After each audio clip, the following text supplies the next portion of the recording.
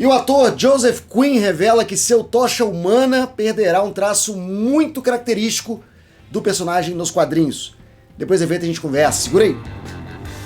Olá, Sociedade de Consumo Pop, estamos de volta, bora falar de Quarteto Fantástico, temos entrevistas, começa o marketing já a bombar de Quarteto Fantástico, e o ator Joseph Quinn deu uma entrevista falando da sua interpretação para o Tocha Humana, para o Johnny Storm.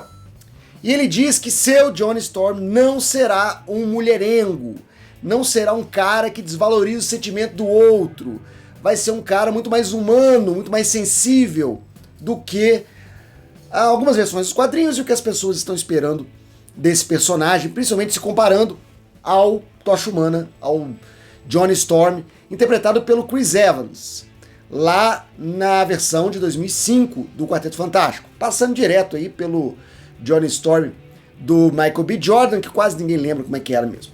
Mas o que ele disse? Ele disse que estava conversando com Kevin Feige e que eles estavam discutindo sobre o que era o Tocha Humana moderno, o Tocha Humana da década de 20 do ano 2000, do século 21.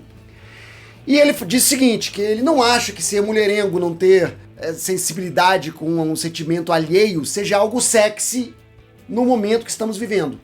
Então eles decidiram que esse personagem não vai ser mais um galinha e o Johnny Storm vai ser um cara mais politicamente correto. Essa palavra, essa expressão, que chega a dar brutuejas em alguns fãs aí, e que parece que é o caminho que o Johnny Storm está seguindo.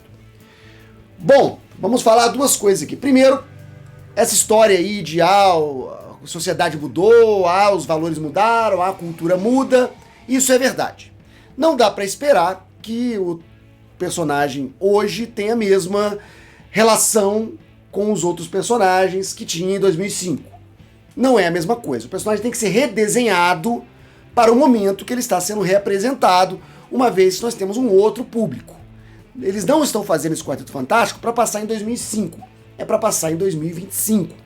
Então mudanças nesses 20 anos aconteceram nos relacionamentos, na sociedade, no jeito de ver as coisas, na sensibilidade social e econômica, política, e tudo isso afeta o personagem. Dito isso, me preocupa muito essa suavização exagerada e essa limpeza de caráter que nós estamos vendo com frequência ultimamente. Porque o importante, quando você desenvolve um personagem, é ele ter conflitos, ele ter obstáculos, ele ter imperfeições. Personagens imperfeitos são personagens bem construídos, com profundidade. Se você faz um personagem que não tem defeito nenhum, que ele precisa ser completamente moral para poder justificar sua posição de herói, você tem um problema na mão.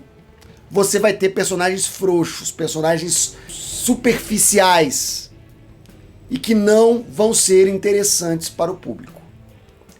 Essa confusão que nós estamos vendo com frequência, alguns exageros, quando você coloca um personagem como uma régua moral para o público, como se fosse, o personagem não pode dar um fora, ele não pode ter um desvio de caráter, ele não pode ter um defeito, que o público vai copiar esse defeito.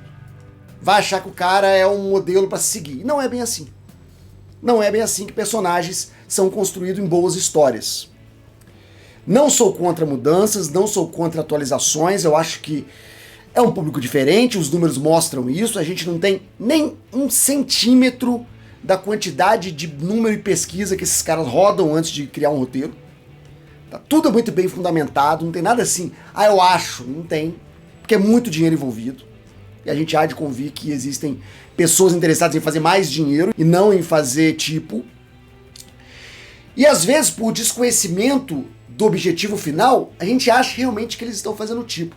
Mas me preocupa muito isso. Me lembro de John Cleese, que tem uma série britânica que ele escrevia, onde tinha um hóspede do hotel que era da Alemanha nazista.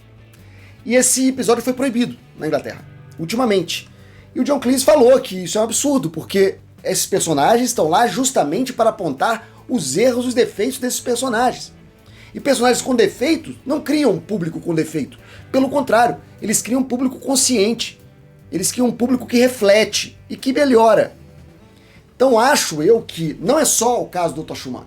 O caso de vários outros personagens que estão sendo diminuídos para ter uma régua moral mais alta, para poder ser um exemplo para o público, e que na verdade estão perdendo sua essência de seres humanos, que somos falhos, que somos influenciados, às vezes por desejos e objetivos mesquinhos. E isso é normal, isso é absolutamente identificável, mas que o personagem pode ter seu movimento de redenção, de mudança, de entender com os seus erros. Estão criando personagens que já estão no fim da sua curva de aprendizado. Isso não funciona dramaticamente. Recentemente, o Bull DeMaio, que foi demitido lá dos X-Men, veio reclamar justamente disso. Muita gente criticou o Bull DeMaio de estar se metendo de novo na Marvel e tal, de estar ressentido. Mas parte do que ele falou tem muita lógica. Porque ele diz justamente isso, você tem que colocar o personagem que tem defeitos, justamente para ele superar os seus defeitos, para ele ser punido pelos seus defeitos, para ele ser julgado pelos seus defeitos, em ação. E não já partir para um personagem completamente limpo. Gente, a gente leu uma frase do Joseph Quinn. Isso também tem que ser falado. A gente não viu o filme ainda. O que a gente leu foi uma declaração onde ele disse que essa característica do personagem foi suavizada porque ela não condiz mais com o que é sedutor hoje em dia. Pelo sim, pelo não, vale a pena a gente dar uma olhada e ver se realmente os caras limparam completamente, deixaram o Johnny Storm um gentleman, aí perdendo a conexão com as melhores versões dele nos quadrinhos, que também muda bastante. Johnny Storm também tem um amadurecimento, tem uma jornada toda, que às vezes regride quando muda o autor ou quando tem o reboot, mas é importante que essa melhora seja acompanhada, seja testemunhada pela audiência e não simplesmente entregue. Acho eu que os roteiristas e os produtores de Quarteto Fantástico têm isso em vista. Agora, mudanças a gente tem que sempre esperar. Me preocupa apenas isso que eu comentei com vocês aqui.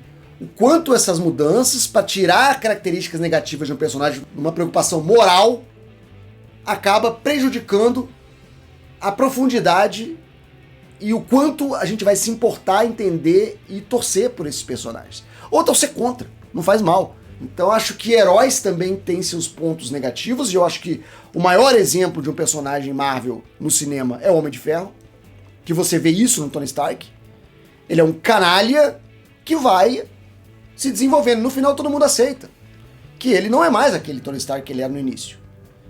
E ele vai desenvolvendo sua sensibilidade, sua visão social, sua visão enquanto líder, enquanto ser humano, enquanto herói. E é isso aí que eu queria ver nesse filme. Então essa frase preocupa, não é um desastre completo, a gente não viu ainda como está o personagem.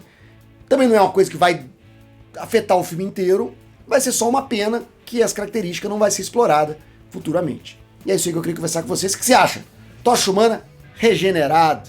É bom ou é ruim? Escreve aqui embaixo nos comentários. Daqui a pouco a gente tá de volta com mais assunto da cultura pop. Depois da vinheta vão aparecer opções do canal pra você clicar e ficar mais um pouquinho comigo. Até mais, até breve, até já. Tchau.